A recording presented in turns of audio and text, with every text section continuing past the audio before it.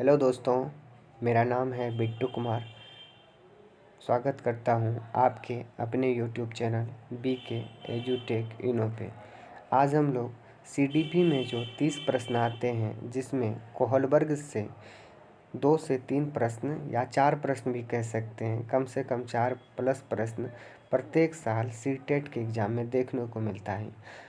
इतना ही नहीं, यह प्रश्न जो है DSSB, KVS, Navodaya, super TET, army public school इत्यादियों में देखने को मिलता है। अगर हम इन सारे प्रश्नों को, इन सारे बातों को समझेंगे तो हमें हर परीक्षा में अच्छा परफॉर्मेंस करने का मौका मिलेगा। तो बिना टाइम व्यस्त बिताए तो चलिए शुरू करते हैं हम लोग लॉरेंस कोहलबर्ग के बारे में, जहाँ से प्रत्येक साल प्रश्न आते हैं और आते ही आते हैं। तो चलिए शुरू करते हैं, लॉरेंस कोहलबर्ग के बारे में समझते हैं। ये कौन थे, कैसे थे, क्या थे। ठीक है, चलिए। लॉरेंस कोहलबर्ग का नैतिकता का सिद्धांत, जैसा कि यहाँ हेडिंग है लॉरेंस कोहलबर्ग का नैतिकता का सिद्धांत। इसका इंग्लिश होता है मोरल डेवलपमेंट थ्योरी। इंग्लिश क्या होता है? Moral development theory. तो लॉरेंस कोहलबर्ग जो है एक अमेरिका के मनोवैज्ञानिक थे। ध्यान से सुनिए, अगर आप ध्यान से सुनते हैं, समझते हैं, तो उम्मीद करके चलिए कि आपको सारा प्रश्न का उत्तर, सारा प्रश्न के बारे में यही समझ जाएंगे और यह आपको आगे चल के फ़ायदेमंद साबित कराएगा। ठीक है। लॉरेंस कोहलबर्ग कहाँ के मनोवैज्ञानिक थे? यह एक अमेरिका के मनोवैज्ञानिक थे। इन्होंने नैतिकता का सिद्धांत दिया। इन्होंने किसका सिद्धांत दिया? नैतिकता का सिद्धांत दिया। इसके सिद्धांत को नैतिक विकास का सिद्धांत भी कहा जाता है। अर्थात लॉरेंस कोहलबर्ग जो है एक अमेरिका के मनोवैज्ञानिक हैं। इन्होंने नैतिकता का सिद्धांत दिया। इसी के सिद्धांत को नैतिक विकास का सिद्धांत भी कहा जाता है। ठीक है। अब समझते हैं कि आखिर नैतिकता होता क्या है, मोरलिटी होता क्या है। ठीक है। नैतिकता का मतलब होता है ऐसा गुण जिसके माध्यम से हमें सही और गलत की पहचान होती है, नैतिकता कहलाती। एक ऐसा गुण जिसके माध्यम से हमें सही और गलत की पहचान होती है, उसे क्या कहते हैं? नैतिकता कहते हैं। इसको समझने के लिए एक छोटा सा उदाहरण लेता हूँ, जिसके माध्यम से आप भली भांति इस बात को समझ पाएंगे कि नैतिकता होता क्या है। ठीक है। अगर मान लीजिए आपको विद्यालय जाना है और एक अच्छे दोस्त की तलाश है, तो आप अपने बुद्धि से निर्णय लेंगे कि कौन मेरे लिए सही दोस्त है और कौन खराब दोस्त है। तो अपने बुद्धि में जो सही और गलत को साबित किए, उसे ही क्या कहेंगे? नैतिकता कहेंगे। यहाँ तक क्लियर? ठीक है। अगला क्वेश्चन देखते हैं क्या है। प्रत्येक बालक जो होता है, प्रत्येक बालक या व्यक्ति अपने सामाजिक परिवेश से ही नैतिकता और अनैतिकता के बारे में जानता है, क्योंकि वह जन्म से ही नैतिकता या अनैतिकता के बारे में कुछ नहीं जानता है। अर्थात जब आपका जन्म होता है या किसी बच्चे का जन्म होता है, वो कुछ भी नहीं जानता है, वो खाली स्लेट के रूप में होता है। उसे जैसा करके दिखाओगे वो वैसा ही करेगा। इसीलिए कहा गया है कि प्रत्येक बालक अपने सामाजिक परिवेश से ही, यानी कि हमारे जो बगल का इन्वायरमेंट है, उसी से हम नैतिकता और अनैतिकता के बारे में सीखते हैं। अगर कोई बच्चा गाली दे रहा है और हमारा बच्चा वहाँ खड़े हैं, तो वो भी गाली देना शुरू करेगा, क्योंकि हम समाज से ही नैतिकता और अनैतिकता के बारे में सीखते हैं। अगर कोई बच्चा गाली नहीं दे रहा है, अच्छा वार्तालाप कर रहा, अच्छी अच्छी बातें करते हैं, जैसे मेरे पिताजी, मेरे भैया जी, सबको जी कहते हैं, तो दूसरा बच्चा जो वहाँ बैठा है या खड़ा है, वो भी इस बात को ग्रहण करेगा। और वहाँ से उन्होंने नैतिकता क्या सीखी कि सबों को जी लगा के बुलाना चाहिए। समझ में आया?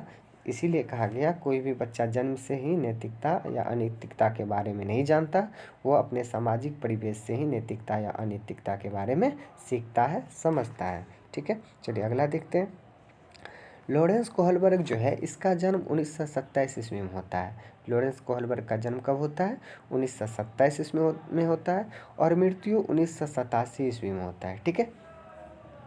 अब अगला देखते हैं। कोहलबर्ग साहब जो हैं, इन्होंने अपने प्रयोग में छोटी छोटी कथाओं को उपस्थित कर उससे संबंधित नैतिक समस्याओं के संबंध में प्रश्न पूछते हैं। यानी कि लॉरेंस कोहलबर्ग एक ऐसे मनोवैज्ञानिक थे जिन्होंने छोटी छोटी कथाओं का प्रयोग करके उससे संबंधित नैतिक समस्याओं को सुलझाने के लिए प्रश्न पूछते हैं, और इसके माध्यम से वो नैतिक समस्याओं को सुलझाने में कारगर भी होते हैं। ठीक है, एक बार मैं आपको पीछे का रिकॉल करा देता हूँ जिससे कि आपको याद भी हो जाए और समझने योग्य भी हो जाए। ठीक है, सबसे पहला क्वेश्चन, लॉरेंस कोहलबर्ग कहाँ के मनोवैज्ञानिक थे? तो ये अमेरिका के मनोवैज्ञानिक थे। लॉरेंस कोहलबर्ग कौन सा सिद्धांत दिया? तो मॉरल डेवलपमेंट यानी कि नैतिक विकास का सिद्धांत दिया। लॉरेंस कोहलबर्ग का जन्म कब हुआ था? तो लॉरेंस कोहलबर्ग का जन्म 1927 ईस्वी में हुआ था। और लॉरेंस कोहलबर्ग का मृत्यु कब हुआ था? तो 1987 ईस्वी में हुआ था। ठीक है, अब अगला क्वेश्चन इसी से संबंधित है कि क्या बच्चा जन्म से ही नैतिकता या अनैतिकता के बारे में जानता है? नहीं, वो कब से जानता है? जब धीरे धीरे बड़ा होता है तब जानता है। कहाँ से सीखता है? अपने सामाजिक परिवेश से सीखता है। क्लियर? चलिए अगला क्वेश्चन देखते हैं, बहुत ही इजी था, समझ में आया होगा। अगला है कि उनके द्वारा जो पूछे जाने वाली लघु कथा में से एक लघु कथा मैं यहाँ उपस्थित कर रहा हूँ, और इसी कथा को अगर आप ध्यान से सुनेंगे, इसी से लॉरेंस कोहलबर्ग का प्रत्येक क्वेश्चंस को आप इजीली सॉल्व कर सकते हो। तो चलिए शुरू करते हैं इस कथा को। क्या कह रहा है यह कथा? एक लड़का एक लड़की से बहुत प्यार करता था। मैंने ये एग्जाम्पल इसलिए लिया क्योंकि आज हमारा कल्चर लव पे ज़्यादा पड़ा हुआ है, इसीलिए मैं इस टाइप का एग्जाम्पल लिया हूँ जिससे कि आपके माइंड में एग्जैक्ट सेट कर जाए और आप आने वाले परीक्षाओं में अच्छा परफॉर्मेंस कर सके। ठीक है, चलिए शुरू करते हैं, सुनते हैं, ध्यान से सुनेंगे आप लोग, मुझे आशा है, उम्मीद है। एक लड़का एक लड़की से बहुत प्यार करता था, वह लड़की भी उस लड़के से काफ़ी प्यार करती थी। ठीक है, दोनों आपस में एक दूसरे से काफ़ी प्यार करते थे, इतना प्यार कि वे दोनों एक दूसरे के बिना जीवित नहीं रह सकते थे। ठीक है, ऐसा प्यार था कि वो एक दूसरे के बिना जीवित नहीं रह सकते थे, परंतु इस बात को उसके घर वाले नहीं जानते थे।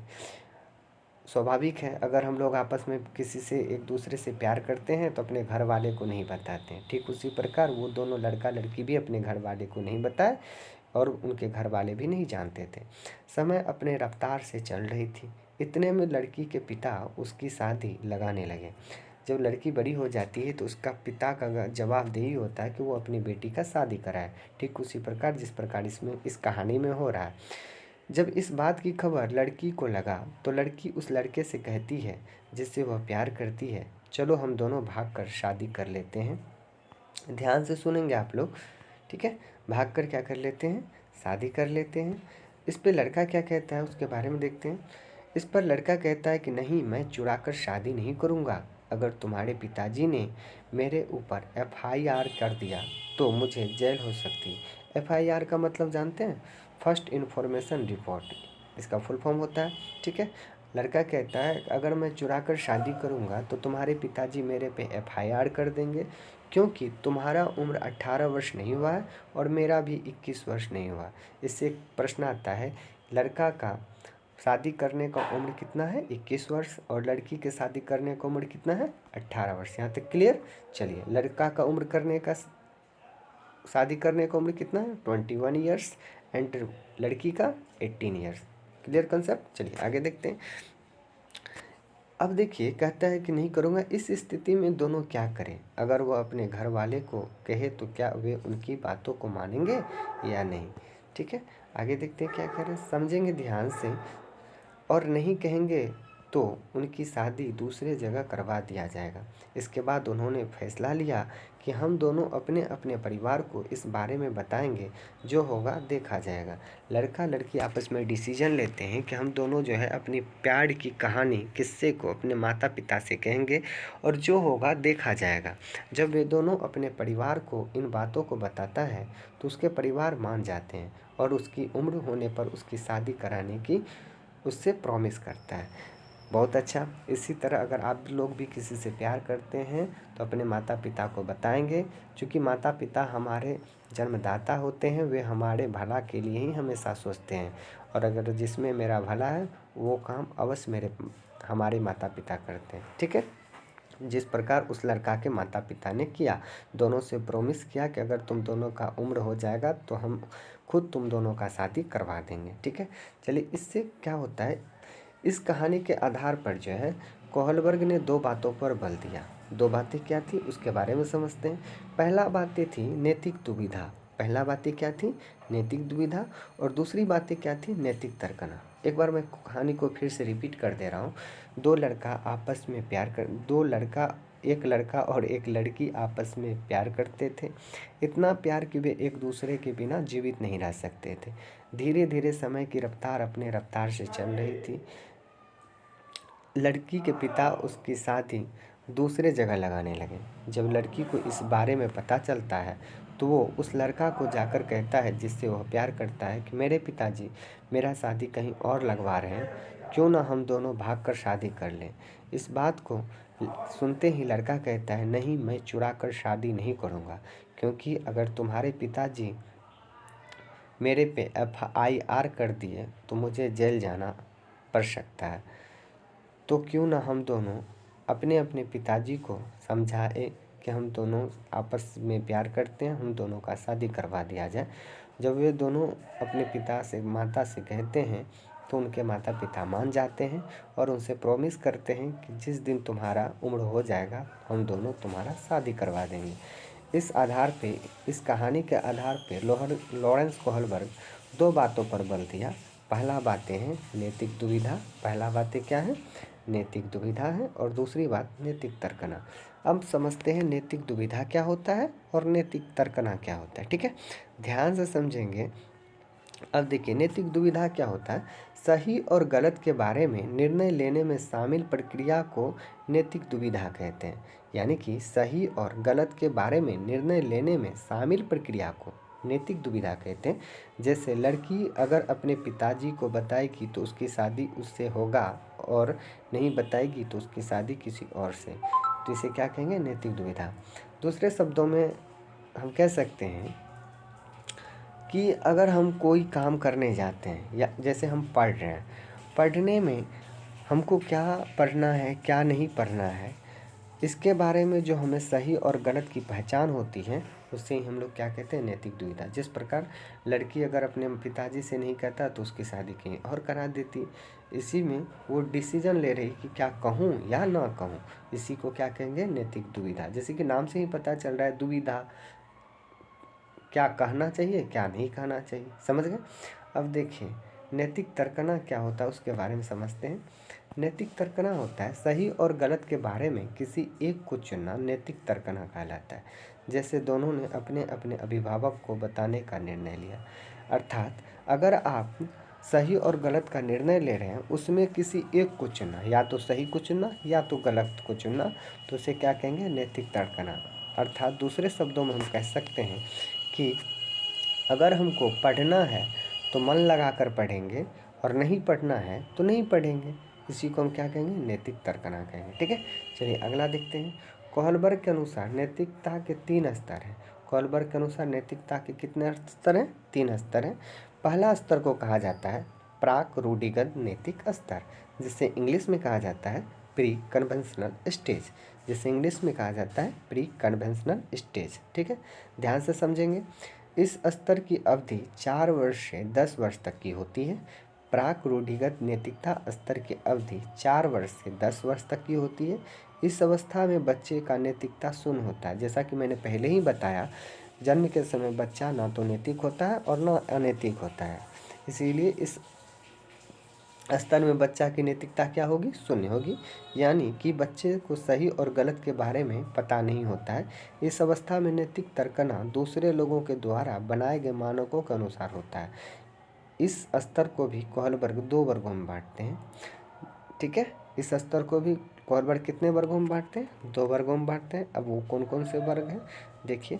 पहला वर्ग है दंड एवं आज्ञा पालन उन्मुखता, पनिशमेंट एंड ओबीडियंस। इसके माध्यम से बच्चे की नैतिकता सजा और आज्ञा पालन पर आधारित होती है। ठीक है, अब देखिए इसमें कैसे, इसका एग्जाम्पल लेते हैं, समझते हैं।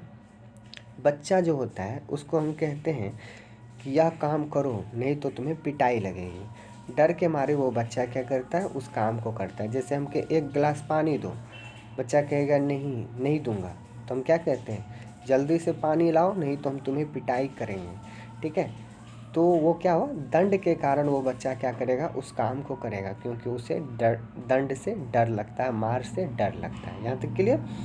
आज्ञा पालन किया। क्यों? क्योंकि वो डरता था कि नहीं करेंगे आज्ञा का पालन तो वो हमें क्या करेंगे, पिटाई करेंगे मेरे पिताजी। ठीक है, चलिए अगला क्वेश्चन देखते हैं।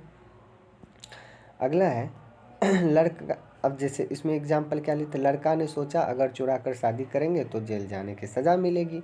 ठीक है, जैसे लड़का ने क्या सोचा, दंड मिलेगा, क्या करेंगे, चोरी करेंगे तो। दूसरा होता है इसमें, दूसरा क्या है, सघनात्मक सापेक्षता तथा उन्मुखता, इंस्ट्रूमेंटल रिलेटिविटीज इंडिविजुअलिज्म। ठीक है, इस स्तर को जैसा का तैसा स्तर भी कहा जाता है। इस स्तर को क्या कहा जाता है, जैसा का तैसा स्तर भी कहा जाता है, क्योंकि इस स्तर में बच्चे के साथ जैसा व्यवहार कोई करेगा वह उसके साथ भी वैसा ही व्यवहार करके दिखाएगा।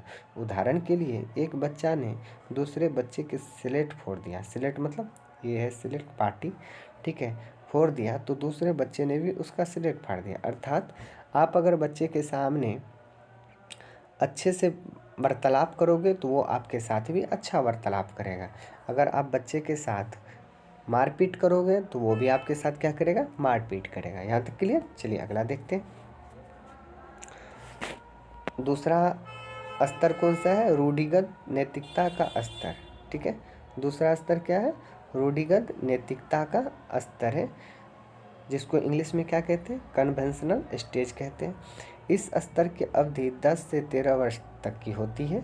इस अवस्था में बच्चा दूसरे लोगों के मानकों को अपने अंदर समावेशित कर लेता है तथा उसी के अनुसार सही या गलत का निर्णय भी लेता है। ठीक है, कन्वेंशनल स्टेज में जो होता है, इस स्तर में बच्चा जो है 10 से 13 वर्ष का हो जाता है और इस स्तर में बच्चा दूसरे लोगों के मानकों को अपने अंदर समावेशित कर लेता है। यानी कि अगर हम बच्चे के सामने अच्छा करके दिखाएंगे तो वो हमें अपना आइडियल मानेंगे, हमें अपना आदर्श मानेंगे और उसको मान के जो है वो क्या करेगा, सही और गलत का निर्णय भी लेगा कि अच्छा मेरे पिताजी इतने सुंदर हैं, मेरे भैया इतने अच्छे हैं, क्योंकि वो हमें चॉकलेट देते हैं, टॉफ़ी देते हैं। यानी कि दूसरे के मानकों को अपने अंदर क्या कर लेते हैं, समावेशित कर लेते हैं। यहाँ तक क्लियर। चलिए अगला देखते हैं। इस अवस्था को भी कोहलबर्ग ने 2 वर्गों में बांटा, जो इस प्रकार है। पहला स्तर है अच्छा लड़का या अच्छी लड़की बनने की उन्मुखता, good boy and good girl. अगर इसको समझते हैं, अगर कोई बच्चा होमवर्क अपना कर लेता है तो हम अगर उसको कहते हैं वाह गुड बॉय गुड गर्ल, तो इस बात को सुन के उसे अच्छा लगता है और वो फटाफट से और सारा होमवर्क करके दिखाएगा।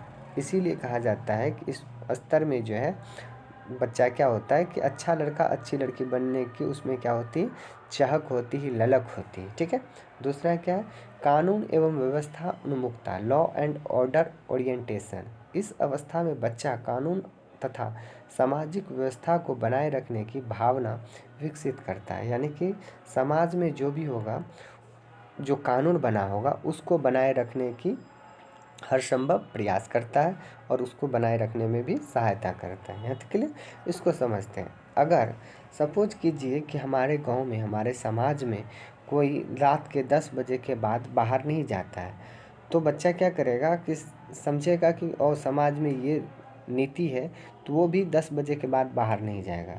अगर ये बच्चा को यह बताया जाए कि प्रत्येक दिन 9 बजे स्कूल जाना चाहिए, तो वो उस नियम का भी पालन करेगा और 9 बजे सुबह सुबह स्कूल जाएगा। ठीक है, इसीलिए कहा जाता है कानून और व्यवस्था का उन्मुखता है। यहाँ तक क्लियर। चलिए अगला देखते हैं। उत्तर रूढ़िगत नैतिकता, इसको इंग्लिश में क्या कहते हैं, पोस्ट कन्वेंशनल स्टेज कहते हैं। इस स्तर के अवधि 13 वर्ष से ऊपर तक की होती है। इससे डिसीजन खुद के लिए लिए जाते हैं। यानी कि इस स्तर में बच्चा जो है डिसीजन खुद, निर्णय जो है खुद लेता है, ना कि दूसरे व्यक्तियों या समाज के जरिए कि क्या सही है और क्या गलत है। इस अवस्था को भी कोहलबर्ग ने 2 वर्गों में बांटा है। इस अवस्था को भी कोहलबर्ग ने कितने वर्गों में बांटा है, 2 वर्गों में बांटा है। पहला वर्ग है सामाजिक अनुबंधता उन्मुखता, सोशल कंट्रैक्ट ओरिएंटेशन, जिसमें कि इसमें जो किशोरी होते हैं, किशोर हो गए, वो क्या होते हैं कि वो मानते हैं कि अगर किसी नियम से किसी का नुकसान हो रहा है तो ऐसे नियम को तोड़ दिया जाए। जैसे मान लेते हैं अगर आपका कोई व्यक्ति बीमार है और ट्रैफिक का पालन नहीं करना पड़ेगा तो नहीं पकड़ेंगे। जैसे मान लीजिए कोई व्यक्ति काफ़ी बीमार है और हमको ट्रैफिक पार करना है, ट्रैफिक लगा हुआ है, हमारे पास मात्र 5 से 10 मिनट है, तो हम उस ट्रैफिक का पालन नहीं भी करेंगे तो चलेगा, उसको हम तोड़ भी देंगे तो चलेगा। ऐसा बच्चा अपने मन समावेशित कर लेता। ठीक है, अगला देखते हैं सार्वभौमिक नैतिकता का सिद्धांत, उन्मुखता। इसके अंतर्गत क्या होता है कि इस स्तर को इंग्लिश में क्या कहते हैं, यूनिवर्सल एथिकल प्रिंसिपल ओरिएंटेशन।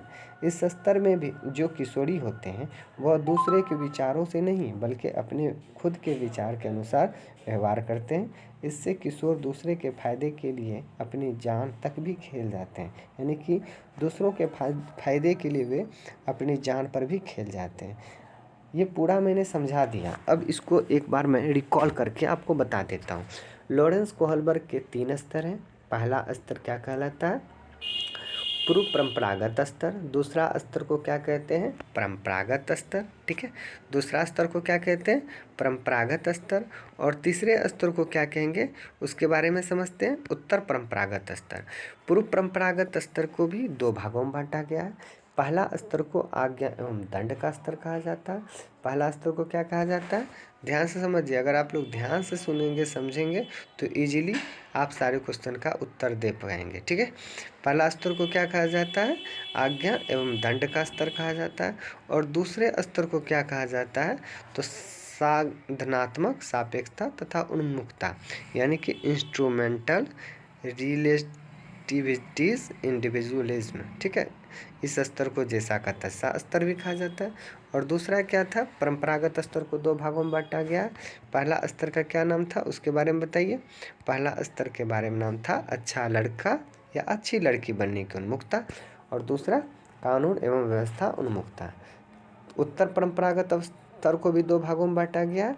पहला स्तर का क्या नाम है, उत्तर परंपरागत स्तर का पहला स्तर का नाम क्या है, तो वह है सामाजिक अनुबंधता उन्मुखता। और दूसरा क्या है, दूसरा है सार्वभौमिक नैतिकता का सिद्धांत। अब मैं आपसे क्वेश्चन पूछ रहा हूँ, उसका सही जवाब आप हमारे कमेंट बॉक्स में ज़रूर डालें। पहला क्वेश्चन है, लॉरेंस कोहलबर्ग कहाँ के मनोवैज्ञानिक थे, इसका उत्तर देना है। लॉरेंस कोहलबर्ग कहाँ के मनोवैज्ञानिक थे। दूसरा है, लॉरेंस कोहलबर्ग कितने सिद्धांत दिए हैं, तो लॉरेंस कोहलबर्ग कितने सिद्धांत दिए वो लिखना है। तीसरा क्वेश्चन है, लॉरेंस कोहलबर्ग के कितने सिद्धांत के कितने उप सिद्धांत हैं वो लिखना है। इतना क्वेश्चन का आपको जवाब देना है। अगर आप मेरे वीडियो को देख रहे हैं तो आशा करके चलिए, उम्मीद रखिए कि आप सीटेट में जो 3 से 4 प्रश्न के क्वेश्चंस आते हैं, 3 से 4 जो प्रश्न लॉरेंस कोहलबर्ग से आते हैं, वहाँ से आप इजीली 3 से 4 नंबर लेकर आ सकते हैं। क्योंकि मैं ये सारा टॉपिक आपको पढ़ा चुका हूँ, इसीलिए मैं अब जो नेक्स्ट वीडियो लाऊंगा इससे संबंधित ऑब्जेक्टिव टाइप लाऊंगा, जिससे कि आप जो पढ़े हैं उसमें अच्छा परफॉर्मेंस कर सके और आपको देखेंगे कि आप कितना सही से सही कर पाते हैं। ठीक है, थैंक यू फॉर वाचिंग। अगर आप मेरे यूट्यूब चैनल पे पहली बार आए हैं तो मेरे यूट्यूब चैनल को सब्सक्राइब ज़रूर करें और बेल आइकन दबा दें, ताकि नए अगर मैं वीडियो डालूं तो आप तक नोटिफिकेशन जल्द से जल्द पहुंचे। ठीक है भाइयों, thank you, bye, take care.